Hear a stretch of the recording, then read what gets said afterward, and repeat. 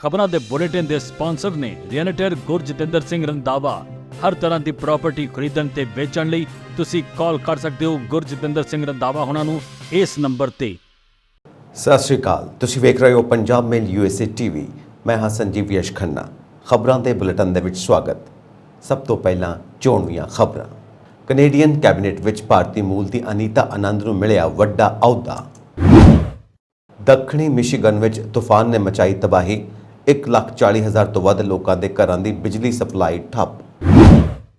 Las ਐਂਜਲਿਸ ਤੇ Boston ਲਈ ਸਿੱਧੀਆਂ ਉਡਾਨਾਂ ਸ਼ੁਰੂ ਕਰੇਗੀ 에ਅਰ ਇੰਡੀਆ। 35,000 ਗੈਰ ਕਾਨੂੰਨੀ ਪ੍ਰਵਾਸੀ ਹਿਰਾਸਤ ਵਿੱਚ, 16,000 ਨੂੰ ਦਿੱਤਾ ਗਿਆ ਦੇਸ਼ ਨਿਕਾਲਾ। ਅਮਰੀਕਾ ਦੇ ਜਲਵਾਯੂ ਦੂਤ ਕੈਰੀ ਵੱਲੋਂ ਭਾਰਤ ਦੀ ਸੰਸਦ ਦਾ ਦੌਰਾ। ਮਨੀਪੁਰ ਮਾਮਲੇ ਤੇ ਸੰਸਦ ਵਿੱਚ ਵਿਰੋਧੀ ਧਿਰ ਨੇ ਮੁੜ ਨਾਰਾਜ਼ਗੀ ਪ੍ਰਗਟਾਈ। ਚੰਡੀਗੜ੍ਹ ਵਿੱਚ ਰੋਜ਼ਾਨਾ ਲਾਪਤਾ ਹੋ ਰਹੀਆਂ ਨੇ 3-4 ਕੁੜੀਆਂ। ਮੁੰਬਈ ਵਿੱਚ ਮੋਹਲੇਧਾਰ ਮੀਂਹ ਕਾਰਨ ਰੈੱਡ ਅਲਰਟ ਜਾਰੀ। NIA ਦੀ ਵੱਡੀ ਕਾਰਵਾਈ। ਗੈਂਗਸਟਰ ਵਿਕਰਮ ਬਰਾੜ ਨੂੰ UAE ਤੋਂ ਡਿਪੋਰਟ ਕਰਵਾ ਕੇ ਕੀਤਾ ਗ੍ਰਿਫਤਾਰ। 1984 ਸਿੱਖ ਵਿਰੋਧੀ ਦੰਗੇ। ਅਦਾਲਤ ਨੇ ਜਗਦੀਸ਼ ਟਾਈਟਲਰ ਨੂੰ ਕੀਤਾ ਤਲਬ। CBI ਦੀ ਚਾਰਜ ਸ਼ੀਟ ਤੇ ਕਾਰਵਾਈ। ਚੰਡੀਗੜ੍ਹ ਵਿੱਚ ਯੂਥ ਅਕਾਲੀ ਦਲ ਦਾ ਵੱਡਾ ਪ੍ਰਦਰਸ਼ਨ। ਪੁਲਿਸ ਨੇ ਬੈਰੀਕੇਡ ਲਾ ਕੇ ਰੋਕਿਆ। Punjab weather news. ਪੂਰੇ ਪੰਜਾਬ ਦੇ ਵਿੱਚ ਮੀਂਹ ਦਾ ਅਲਰਟ। ਪੰਜਾਬ ਦੇ 19 ਜ਼ਿਲ੍ਹੇ ਹਾਲੇ ਵੀ ਹੜ੍ਹ ਪ੍ਰਭਾਵਿਤ। 27,000 ਤੋਂ ਵੱਧ ਲੋਕਾਂ ਨੂੰ ਸੁਰੱਖਿਅਤ ਥਾਵਾਂ ਤੇ ਪਹੁੰਚਾਇਆ। ਹੁਣ ਖਬਰਾਂ ਵਿਸਥਾਰ ਦੇ ਵਿੱਚ।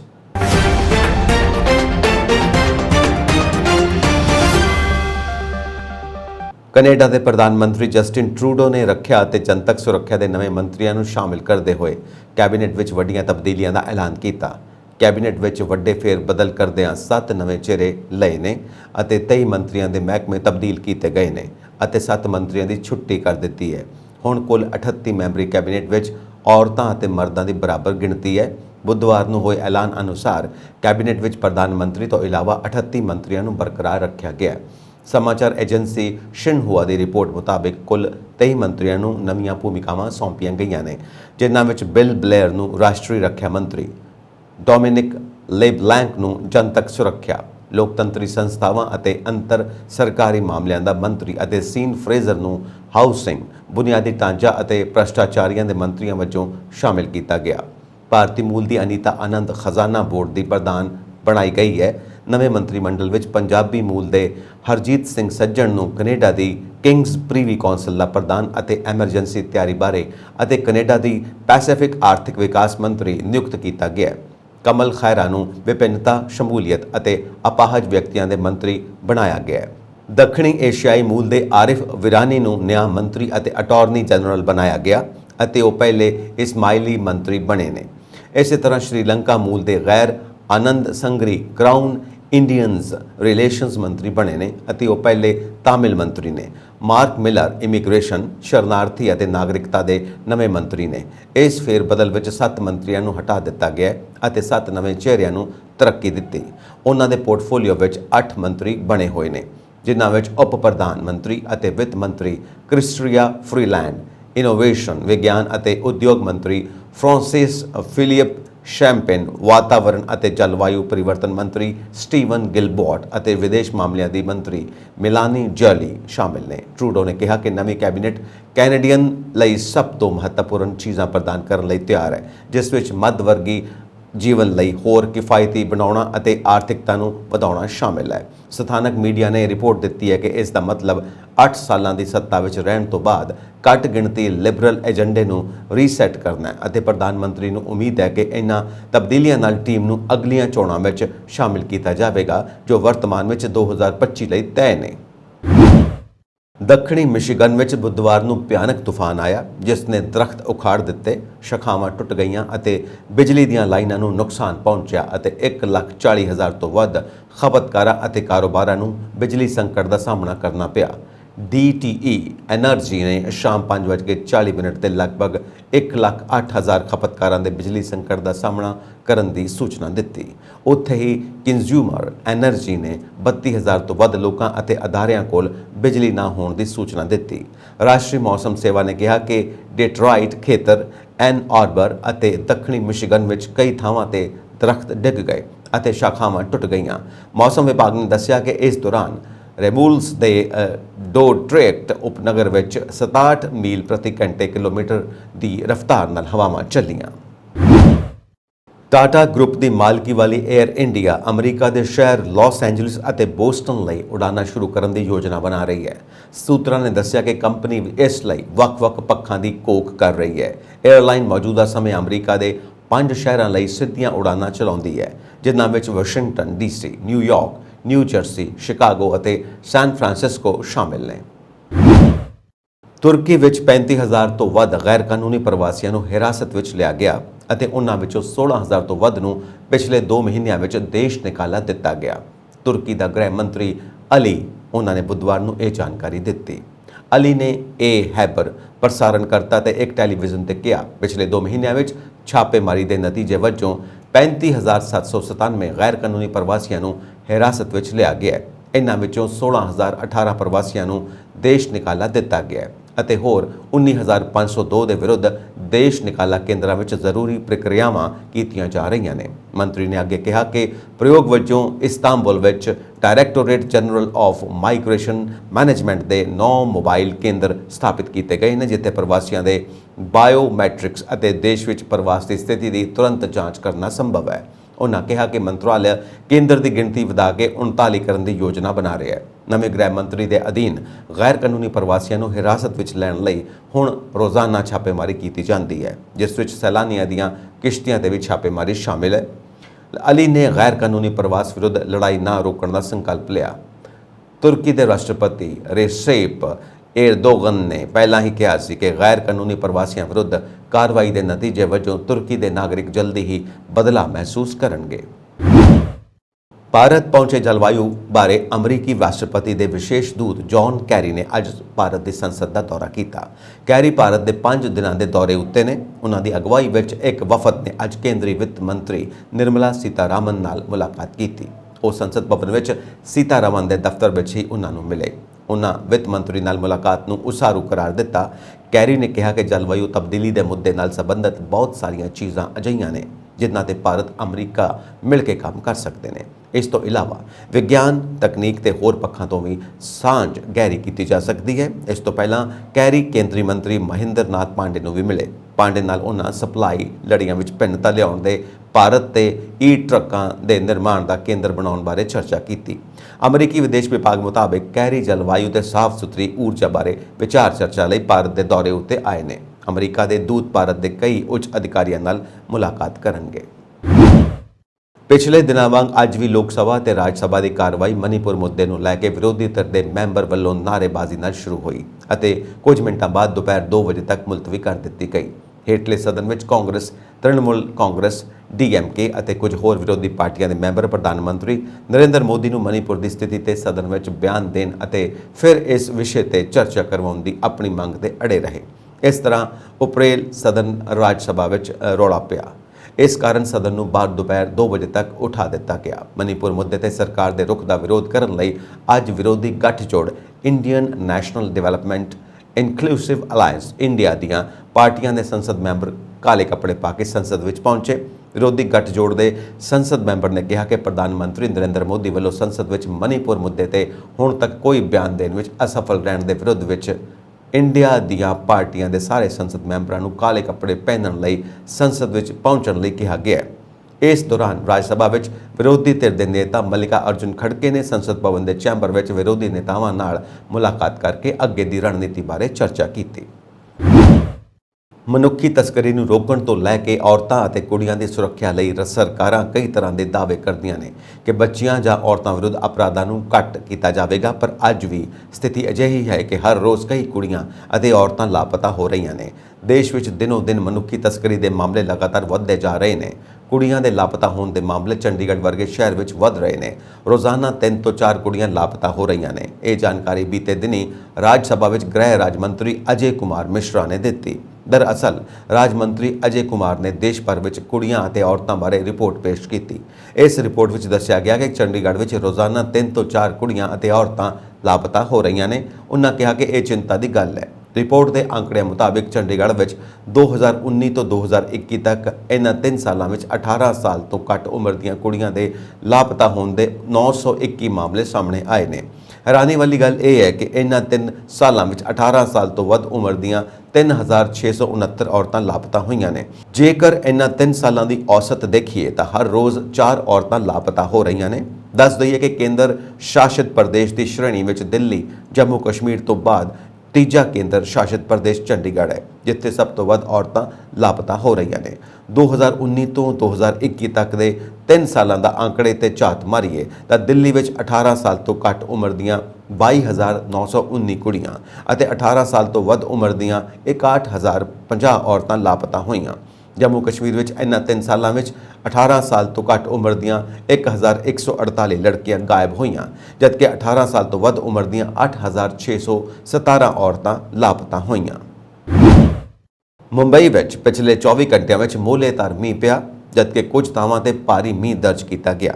ਅਧਿਕਾਰੀਆਂ ਨੇ ਇਹ ਜਾਣਕਾਰੀ ਦਿੱਤੀ। ਉਨ੍ਹਾਂ ਕਿਹਾ ਕਿ ਸ਼ਹਿਰ ਵਿੱਚ ਵੀਰਵਾਰ ਸਵੇਰ ਤੋਂ ਲਗਾਤਾਰ ਮੀਂਹ ਪੈ ਰਿਹਾ ਹੈ, ਪਰ ਨੀਵੇਂ ਇਲਾਕਿਆਂ ਵਿੱਚ ਜ਼ਿਆਦਾ ਪਾਣੀ ਭਰਨ ਦੀ ਕੋਈ ਰਿਪੋਰਟ ਨਹੀਂ ਹੈ।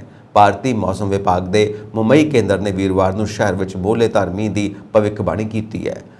ਬ੍ਰਿਹਨਮੁੰਬਈ ਮਿਊਨਿਸਪਲ ਕਾਰਪੋਰੇਸ਼ਨ ਨੇ ਮੌਸਮ ਵਿਭਾਗ ਵੱਲੋਂ ਜਾਰੀ ਰੈੱਡ ਅਲਰਟ ਤੋਂ ਬਾਅਦ ਵੀਰਵਾਰ ਨੂੰ ਸਾਰੇ ਸਰਕਾਰੀ ਅਤੇ ਪ੍ਰਾਈਵੇਟ ਸਕੂਲਾਂ ਅਤੇ ਕਾਲਜਾਂ ਲਈ ਛੁੱਟੀ ਦਾ ਐਲਾਨ ਕੀਤਾ। BMC ਦੇ ਇੱਕ ਅਧਿਕਾਰੀ ਨੇ ਦੱਸਿਆ ਕਿ ਅਗਲੇ 24 ਘੰਟਿਆਂ ਵਿੱਚ ਸ਼ਹਿਰ ਵਿੱਚ 45 ਤੋਂ 55 ਕਿਲੋਮੀਟਰ ਪ੍ਰਤੀ ਘੰਟੇ ਦੀ ਰਫ਼ਤਾਰ ਨਾਲ ਤੇਜ਼ ਹਵਾਵਾਂ ਚੱਲਣ ਦੀ ਸੰਭਾਵਨਾ ਹੈ। ਪੱਛਮੀ ਰੇਲਵੇ ਅਤੇ ਮੱਧ ਰੇਲਵੇ ਨੇ ਆਪਣੀਆਂ ਸੋਸ਼ਲ ਮੀਡੀਆ ਪੋਸਟਾਂ ਵਿੱਚ ਕਿਹਾ ਕਿ ਉਪਨਗਰੀ ਸੇਵਾਵਾਂ ਆਮ ਹਨ ਅਤੇ ਕੁਝ ਯਾਤਰੀਆਂ ਨੇ ਦਾਅਵਾ ਕੀਤਾ ਕਿ ਟ੍ਰੇਨਾਂ 10-15 ਮਿੰਟ ਦੇਰੀ ਨਾਲ ਚੱਲ ਰਹੀਆਂ ਨੇ। BMC ਸਾਰੇ ਨਾਗਰਿਕਾਂ ਨੂੰ ਸੁਚੇਤ ਰਹਿਣ, ਘਰ ਦੇ ਅੰਦਰ ਰਹਿਣ ਅਤੇ ਪ੍ਰਸ਼ਾਸਨ ਦੀਆਂ ਹਦਾਇਤਾਂ ਦੀ ਪਾਲਣਾ ਕਰਨ ਦੀ ਬੇਨਤੀ ਕਰਦਾ ਹੈ। ਰਾਸ਼ਟਰੀ ਜਾਂਚ ਏਜੰਸੀ ਨੇ ਵੱਡੀ ਕਾਰਵਾਈ ਕਰਦੇ ਹੋਏ UAE ਤੋਂ ਭਾਰਤ ਰਿਪੋਰਟ ਹੋਣ ਤੋਂ ਬਾਅਦ ਜੇਲ੍ਹ ਵਿੱਚ ਬੰਦ ਗੈਂਗਸਟਰ ਲਾਰੈਂਸ ਬਿਸ਼ਨੋਈ ਦੇ ਕਰੀਬੀ ਸਾਥੀ ਵਿਕਰਮਜੀਤ ਸਿੰਘ ਉਰਫ ਵਿਕਰਮ ਬਰਾੜ ਨੂੰ ਗ੍ਰਿਫਤਾਰ ਕਰ ਲਿਆ। ਇੱਕ ਬਿਆਨ ਵਿੱਚ ਏਜੰਸੀ ਨੇ ਕਿਹਾ ਕਿ NIA ਦੀ ਇੱਕ ਟੀਮ ਸੰਯੁਕਤ ਅਰਬ ਅਮੀਰਾਤ ਗਈ ਸੀ ਤਾਂ ਜੋ ਉਸ ਨੂੰ ਰਿਪੋਰਟ ਕਰਵਾ ਕੇ ਉਸ ਨੂੰ ਭਾਰਤ ਵਾਪਸ ਲਿਆਂਦਾ ਜਾ ਸਕੇ। NIA ਨੇ ਕਿਹਾ ਕਿ ਬਰਾੜ ਪ੍ਰਸਿੱਧ ਪੰਜਾਬੀ ਗਾਇਕ ਸਿੱਧੂ ਮੂਸੇਵਾਲਾ ਦੀ ਹੱਤਿਆ ਤੋਂ ਇਲਾਵਾ ਬੇਕਸੂਰ ਲੋਕਾਂ ਅਤੇ ਕਾਰੋਬਾਰੀਆਂ ਦੇ ਕਤਲ ਵਿੱਚ ਸ਼ਾਮਿਲ ਸੀ। ਉਹ ਖਤਰਨਾਕ ਗੈਂਗਸਟਰਾਂ ਲਾਰੈਂਸ ਬਿਸ਼ਨੋਈ, ਗੋਲਡੀ ਬਰਾੜ ਅਤੇ ਹੋਰਾਂ ਦੀ ਮਦਦ ਨਾਲ ਭਾਰਤ ਵਿੱਚ ਹਥਿਆਰਾਂ ਦੀ ਤਸਕਰੀ ਅਤੇ ਜਬਰੀ ਵਸੂਲੀ ਦੇ ਮਾਮਲਿਆਂ ਵਿੱਚ ਵੀ ਸ਼ਾਮਿਲ ਸੀ। 2020 ਤੋਂ ਭਗੌੜਾ ਬਰਾੜ IPC ਦੀਆਂ ਵੱਖ-ਵੱਖ ਧਾਰਾਵਾਂ ਦੇ ਨਾਲ-ਨਾਲ ਅਸਲਾ ਐਕਟ ਦੇ ਤਹਿਤ ਕਤਲ ਦੀ ਕੋਸ਼ਿਸ਼, ਜਬਰੀ ਵਸੂਲੀ ਸਣੇ ਘੱਟੋ-ਘੱਟ 11 ਮਾਮਲਿਆਂ ਵਿੱਚ ਲੋੜੀਂਦਾ ਸੀ।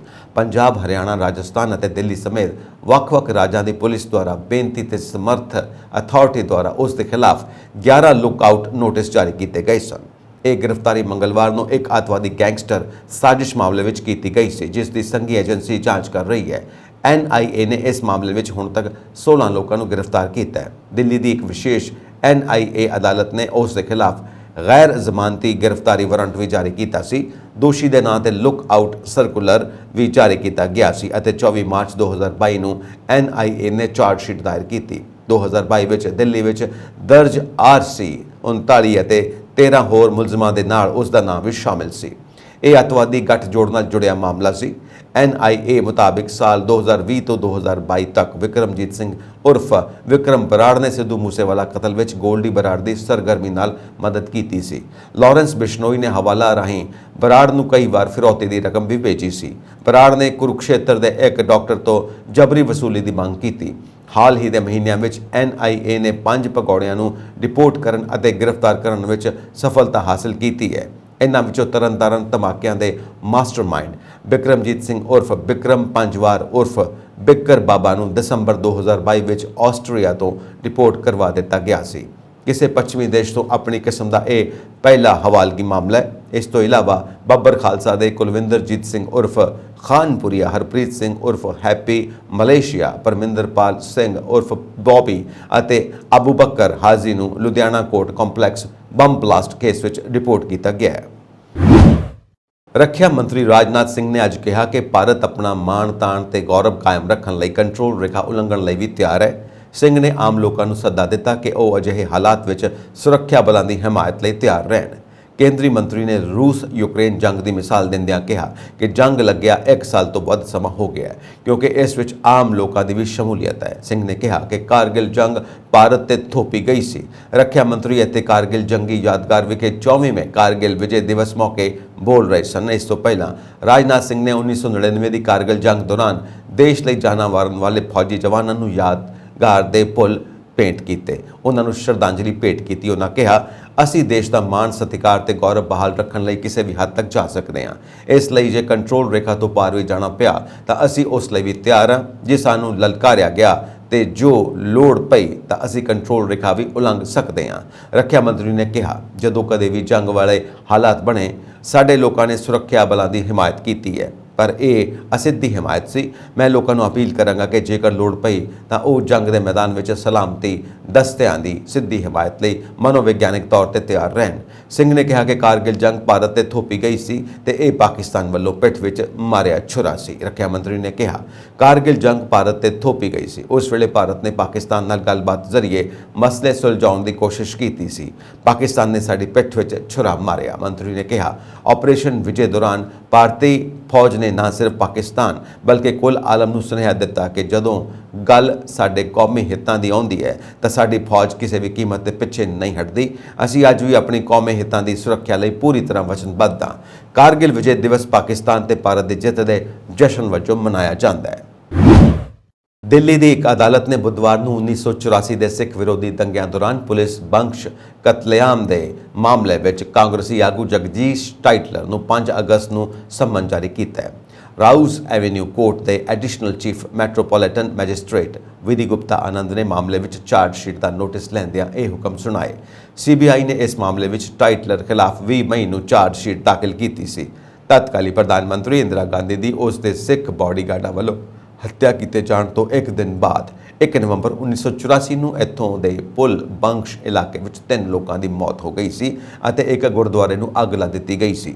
ਅਦਾਲਤ ਵਿੱਚ ਦਾਇਰ ਆਪਣੀ ਚਾਰਜ ਸ਼ੀਟ ਵਿੱਚ ਸੀਬੀਆਈ ਨੇ ਕਿਹਾ ਕਿ ਟਾਈਟਲਰ ਨੇ 1 ਨਵੰਬਰ 1984 ਨੂੰ ਆਜ਼ਾਦ ਮਾਰਕੀਟ ਦੇ ਪੁਲ ਬੰਸ਼ ਗੁਰਦੁਆਰੇ ਵਿੱਚ ਇਕੱਠੀ ਹੋਈ ਭੀੜ ਨੂੰ ਉਕਸਾਇਆ ਅਤੇ ਭੜਕਾਇਆ, ਜਿਸ ਦੇ ਨਤੀਜੇ ਵਜੋਂ ਗੁਰਦੁਆਰੇ ਨੂੰ ਸਾੜ ਦਿੱਤਾ ਗਿਆ ਅਤੇ 3 ਸਿੱਖਾਂ ਠਾਕਰ ਸਿੰਘ ਅਤੇ ਗੁਰਚਰਨ ਸਿੰਘ ਦਾ ਕਤਲ ਕਰ ਦਿੱਤਾ ਗਿਆ।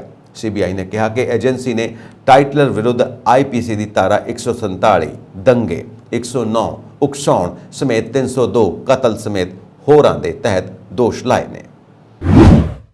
ਪੰਜਾਬ ਸਟੇਟ ਵਾਰ ਹੀਰੋਜ਼ ਮੈਮੋਰੀਅਲ ਅਤੇ ਮਿਊਜ਼ੀਅਮ ਵਿਖੇ ਪੱਤਰਕਾਰਾਂ ਨਾਲ ਗੱਲਬਾਤ ਕਰਦਿਆਂ ਮੁੱਖ ਮੰਤਰੀ ਭਗਵੰਤ ਮਾਨ ਨੇ ਕਿਹਾ ਕਿ ਪੰਜਾਬ ਸਰਕਾਰ ਵੱਲੋਂ ਸਰਹੱਦੀ ਜ਼ਿਲ੍ਹਿਆਂ ਵਿੱਚ ਨਸ਼ਿਆਂ ਦੀ ਸਮਗਲਿੰਗ ਨੂੰ ਰੋਕਣ ਲਈ ਡਰੋਨ ਰਜਿਸਟਰ ਕਰਵਾਏ ਜਾਣਗੇ, ਕਿਉਂਕਿ ਅਜਿਹੇ ਮਾਮਲੇ ਸਾਹਮਣੇ ਆਏ ਨੇ ਜਿੱਥੇ ਡਰੋਨ ਭਾਰਤ ਤੋਂ ਪਾਕਿਸਤਾਨ ਭੇਜੇ ਜਾਂਦੇ ਨੇ ਅਤੇ ਉੱਥੋਂ ਹੈਰੋਇਨ ਅਤੇ ਹਥਿਆਰਾਂ ਦੀ ਖੇਪ ਮੰਗਵਾਈ ਜਾਂਦੀ ਹੈ।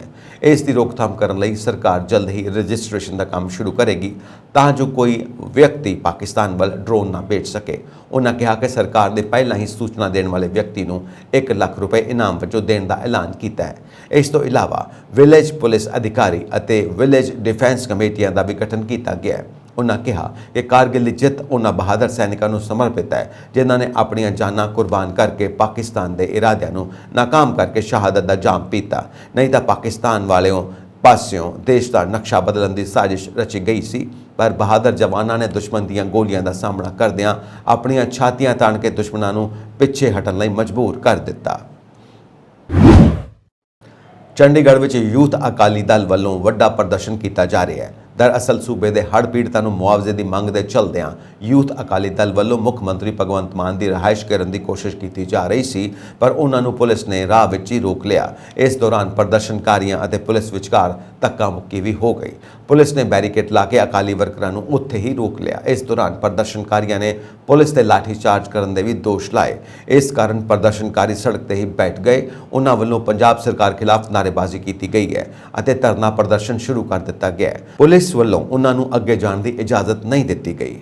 ਪ੍ਰਦਰਸ਼ਨਕਾਰੀ ਮੁੱਖ ਮੰਤਰੀ ਨੂੰ ਮੰਗ ਪੱਤਰ ਦੇਣ ਦੀ ਜ਼ਿੱਦ ਤੇ ਅੜੇ ਰਹੇ ਸਨ। ਉਹਨਾਂ ਕਿਹਾ ਕਿ ਜਾਂ ਤਾਂ 25 ਮੈਂਬਰਾਂ ਦਾ ਜੱਥਾ ਮੁੱਖ ਮੰਤਰੀ ਨੂੰ ਮੰਗ ਦੇਣ ਜਾਵੇਗਾ ਜਾਂ ਫਿਰ ਸਰਕਾਰ ਦਾ ਕੋਈ ਨੁਮਾਇੰਦਾ ਇੱਥੇ ਆ ਕੇ ਮੰਗ ਪੱਤਰ ਲੈ ਲਵੇ।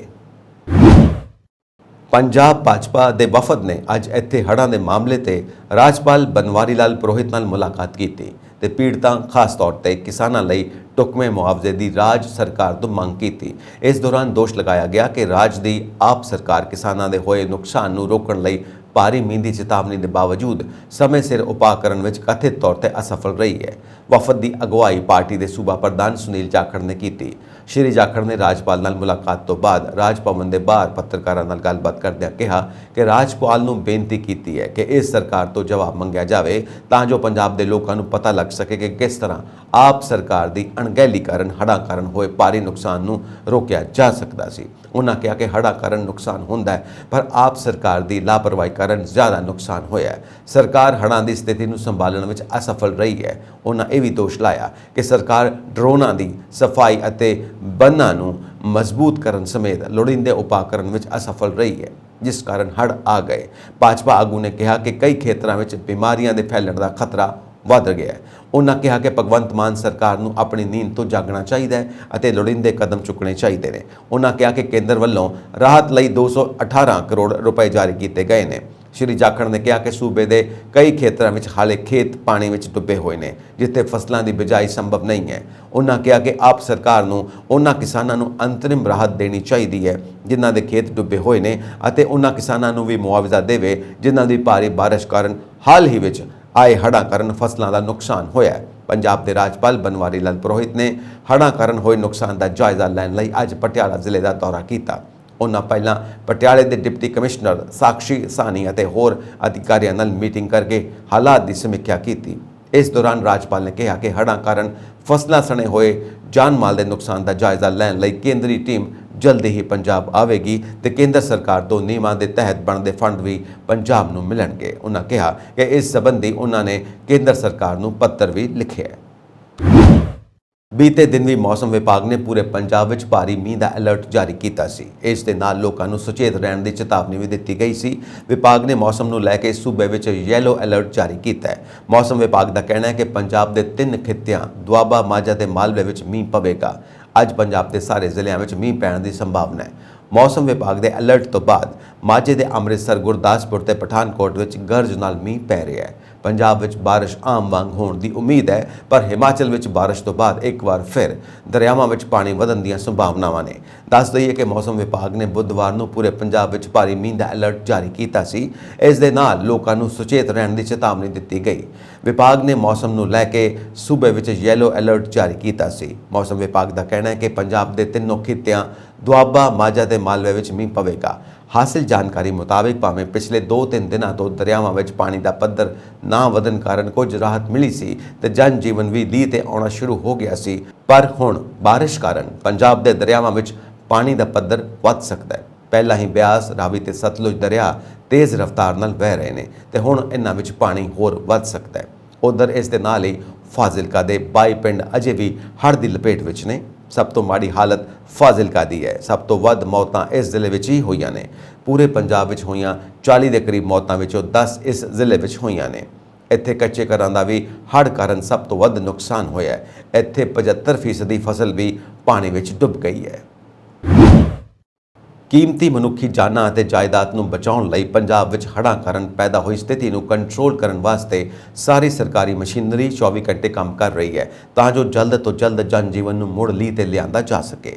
ਰਾਹਤ ਕਾਰਜਾਂ ਵਿੱਚ ਤੇਜ਼ੀ ਲਿਆਉਣ ਅਤੇ ਮੁੱਖ ਮੰਤਰੀ ਭਗਵੰਤ ਮਾਨ ਦੇ ਨਿਰਦੇਸ਼ਾਂ ਅਨੁਸਾਰ 27286 ਲੋਕਾਂ ਨੂੰ ਸੁਰੱਖਿਅਤ ਥਾਵਾਂ ਤੇ ਪਹੁੰਚਾਇਆ ਜਾ ਚੁੱਕਾ ਹੈ। ਪਟਿਆਲਾ ਵਿੱਚ 14296, ਰੂਪਨਗਰ ਵਿੱਚ 2200, ਮੋਗਾ ਵਿੱਚ 250, ਲੁਧਿਆਣਾ ਵਿੱਚ 300, SAS ਨਗਰ ਵਿੱਚ 1400, IBS ਨਗਰ ਵਿੱਚ 200, ਫਤਿਹਗੜ੍ਹ ਸਾਹਿਬ ਵਿੱਚ 600, ਤਰਨਤਾਰਨ ਵਿੱਚ 241, ਜਲੰਧਰ ਵਿੱਚ 670, ਕਪੂਰਥਲਾ ਵਿੱਚ 380, ਫਿਰੋਜ਼ਪੁਰ ਵਿੱਚ 5400, ਸੰਗਰੂਰ ਵਿੱਚ 263, ਫਾਜ਼ਿਲਕਾ ਵਿੱਚ 17 ਅਤੇ ਮਾਨਸਾ ਜ਼ਿਲ੍ਹੇ ਵਿੱਚ 1069 ਲੋਕਾਂ ਨੂੰ ਸੁਰੱਖਿਅਤ ਥਾਵਾਂ ਤੇ ਪਹੁੰਚਾਇਆ ਗਿਆ ਹੈ। ਬੁਲਾਰੇ ਨੇ ਦੱਸਿਆ ਕਿ 26 ਜੁਲਾਈ ਸਵੇਰ 8 ਵਜੇ ਤੱਕ ਸੂਬੇ ਦੇ 1472 ਪਿੰਡ ਹਾਲੇ ਵੀ ਹੜ੍ਹਾਂ ਨਾਲ ਪ੍ਰਭਾਵਿਤ ਨੇ। ਸੂਬੇ ਵਿੱਚ ਕੁੱਲ 169 ਰਾਹਤ ਕੈਂਪ ਚੱਲ ਰਹੇ ਨੇ ਜਿਨ੍ਹਾਂ ਵਿੱਚ 1478 ਲੋਕ ਰਹਿ ਰਹੇ ਨੇ। ਮੌਜੂਦਾ ਸਮੇਂ ਵਿੱਚ ਤਰਨਤਾਰਨ, ਫਿਰੋਜ਼ਪੁਰ, ਫਤਿਹਗੜ੍ਹ ਸਾਹਿਬ, ਫਰੀਦਕੋਟ, ਹੁਸ਼ਿਆਰਪੁਰ, ਰੂਪਨਗਰ, ਕਪੂਰਥਲਾ, ਪਟਿਆਲਾ, ਮੋਗਾ, ਲੁਧਿਆਣਾ, SAS ਨਗਰ, ਜਲੰਧਰ, ਸੰਗਰੂਰ, SBS ਨਗਰ, ਫਾਜ਼ਿਲਕਾ, ਗੁਰਦਾਸਪੁਰ, ਮਾਨਸਾ, ਪਠਾਨਕੋਟ ਅਤੇ ਬਠਿੰਡਾ ਸਮੇਤ 19 ਜ਼ਿਲ੍ਹੇ ਹੜ੍ਹਾਂ ਨਾਲ ਪ੍ਰਭਾਵਿਤ ਨੇ। ਮਾਲ ਵਿਭਾਗ ਵੱਲੋਂ ਵੱਖ-ਵੱਖ ਜ਼ਿਲ੍ਹਿਆਂ ਤੋਂ ਮਿਲੀਆਂ ਰਿਪੋਰਟਾਂ ਅਨੁਸਾਰ ਸੂਬੇ ਵਿੱਚ ਹੜ੍ਹਾਂ ਕਾਰਨ ਕੁੱਲ 42 ਲੋਕਾਂ ਦੀ ਮੌਤ ਹੋ ਚੁੱਕੀ ਹੈ, ਜਿਨ੍ਹਾਂ ਵਿੱਚ ਰੂਪਨਗਰ ਵਿੱਚ 3, ਫਤਿਹਗੜ੍ਹ ਸਾਹਿਬ ਹੁਸ਼ਿਆਰਪੁਰ ਅਤੇ SBS ਨਗਰ ਵਿੱਚ 2, SAS ਨਗਰ ਵਿੱਚ 8, ਫਰੀਦਕੋਟ ਅਤੇ ਜਲੰਧਰ ਵਿੱਚ 3, ਪਟਿਆਲਾ ਵਿੱਚ 10, ਸੰਗਰੂਰ ਵਿੱਚ 4, ਫਿਰੋਜ਼ਪੁਰ, ਮੋਗਾ, ਫਾਜ਼ਿਲਕਾ, ਬਠਿੰਡਾ ਅਤੇ ਲੁਧਿਆਣਾ ਵਿੱਚ 1 ਵਿਅਕਤੀ ਸ਼ਾਮਿਲ ਨੇ। ਇਸੇ ਤਰ੍ਹਾਂ ਹੜ੍ਹਾਂ ਕਾਰਨ 19 ਵਿਅਕਤੀ ਜ਼ਖਮੀ ਹੋਏ ਨੇ। ਵੱਖ-ਵੱਖ ਜ਼ਿਲ੍ਹਿਆਂ ਤੋਂ ਪ੍ਰਾਪਤ ਜਾਣਕਾਰੀ ਅਨੁਸਾਰ ਹੜ੍ਹਾਂ ਕਾਰਨ 377 ਘਰ ਪੂਰੀ ਤਰ੍ਹਾਂ ਜ਼ਿਆਦਾ ਨੁਕਸਾਨੇ ਗਏ ਨੇ, ਜਦਕਿ 770 ਘਰ ਆਂਸ਼ਿਕ ਤੌਰ ਤੇ ਨੁਕਸਾਨੇ ਗਏ ਨੇ।